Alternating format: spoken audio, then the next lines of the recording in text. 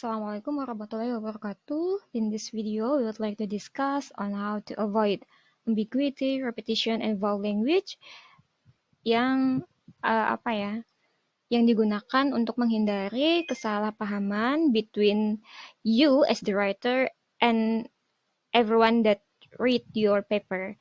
Oke, jadi misalnya kalian mau nulis apa, ternyata dipahami berbeda oleh si pembaca, siapapun pembacanya. Okay, so the first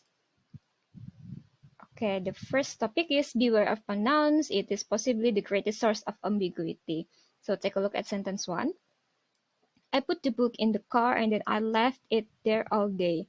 Kira-kira kata it ini refers to on what vocabulary?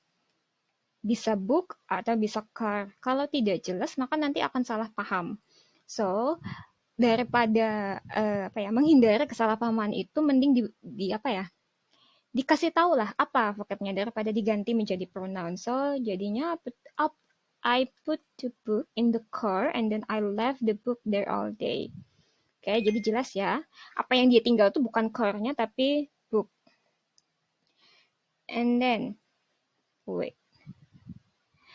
Oke, ini example kedua, sentence 1. There are 2 ways to learn a language. Take a private lessons or learn it in the country where the language is spoken, but this entails spending a lot of money. Kira-kira kata this ini, demonstrative pronoun ini, refers to what?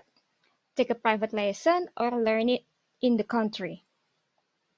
Oke, daripada nanti ada misinterpretation, so leave it as, what is it?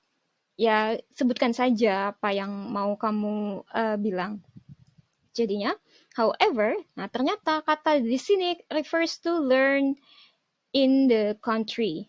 However, living in a foreign country entails spending a lot of money. Okay, so be careful of pronouns. Make sure kalaupun misalnya masih mau memakai pronoun jelas gitu loh. Mau ini pronounsnya ini menggantikan siapa sih? Kan kata ganti ya. Oke.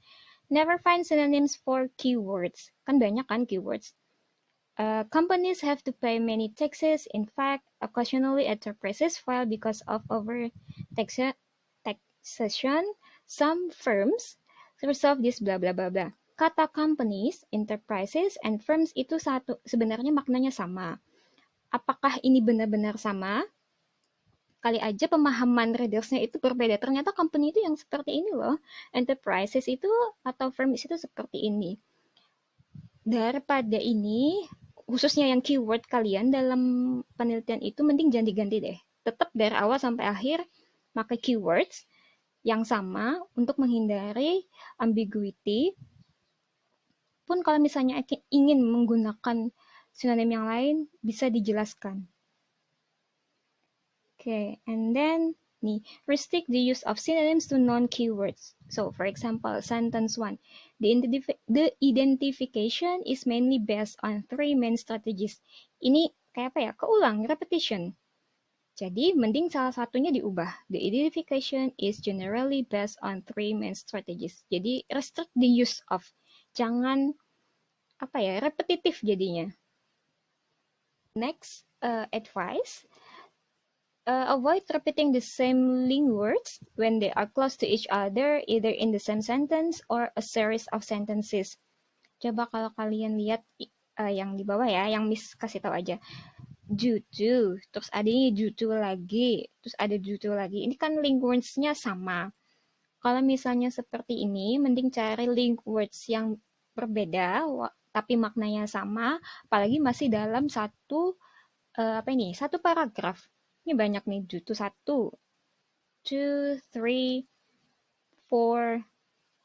Jadinya kan orang tuh kayak bacanya kalau nggak bingung, bosen.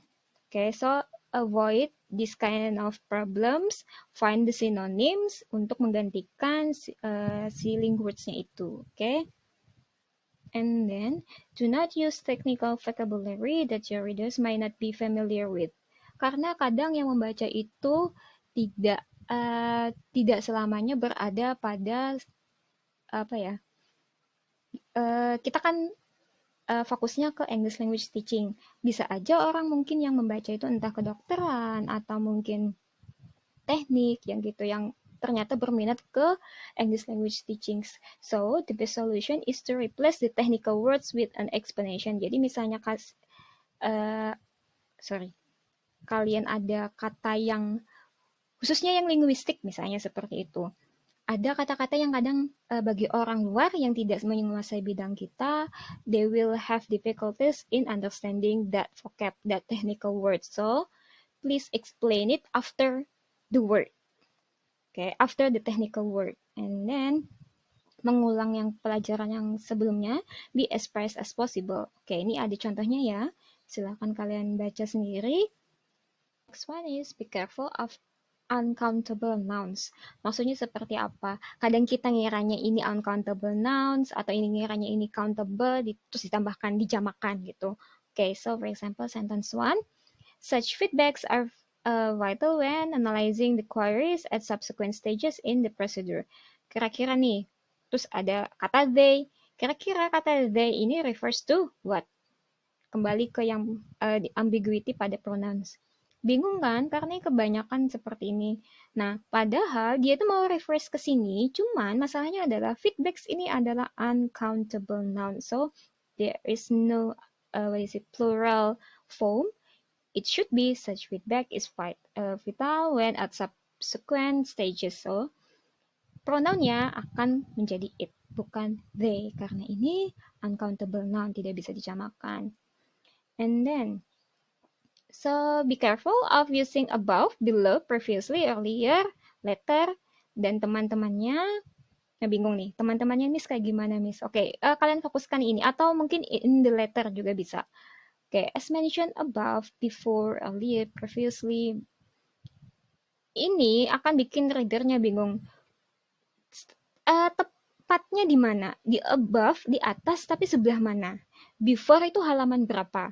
Earlier itu sebelah mana? Oke, daripada bikin bingung readersnya, kalian sebutkan see section 1.1 atau see the above paragraph. Oh, berarti ini paragraf sebelumnya persis. Atau see points 4 and 5 below. Oke. And then be careful of typos. Untungnya kan kita kalau kita nulis di Word itu kan ada ya, kalau merah itu berarti ada sesuatu yang salah. But be careful, tolong dicek lagi sebelum submit ke dosen misalnya. Kalau kalian ini mau consult your thesis. Oke. Untuk referring ke informasi baru atau yang sudah diketahui, in written English information which is already known to the reader usually goes at front of the sentence, while new information is put at the end. Sorry, ini typo ya. This can be achieved using the passive and the active voice. Yang mana ya kira-kira? Passive voice itu untuk kalimatnya seperti apa? Active voice itu untuk kalimat yang baru atau yang sudah diketahui.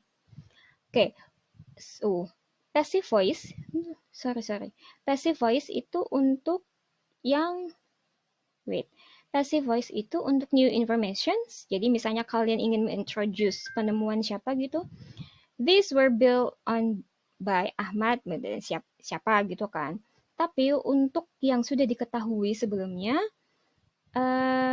itu menggunakan kata active. This created an overall increase in living standard. Okay. And then, yang kedua, untuk penggunaan aktif dan pasif itu didasari oleh apakah kamu sebagai writer memerlukan orang untuk tahu siapa pelakunya atau tidak. Oke.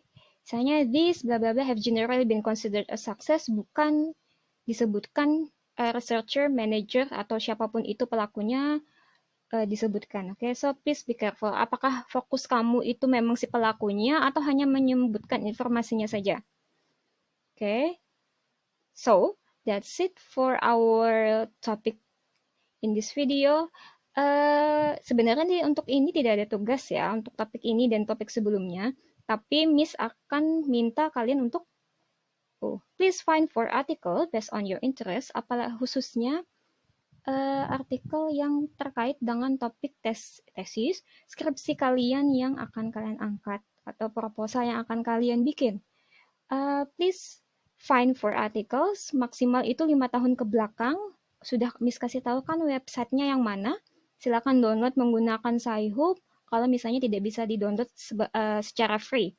And then consult your result to me karena for articles ini will be used for your middle test. Oke, segera silahkan cari lalu consult to me. Oke, so that's it. Thank you. Wassalamualaikum warahmatullahi wabarakatuh.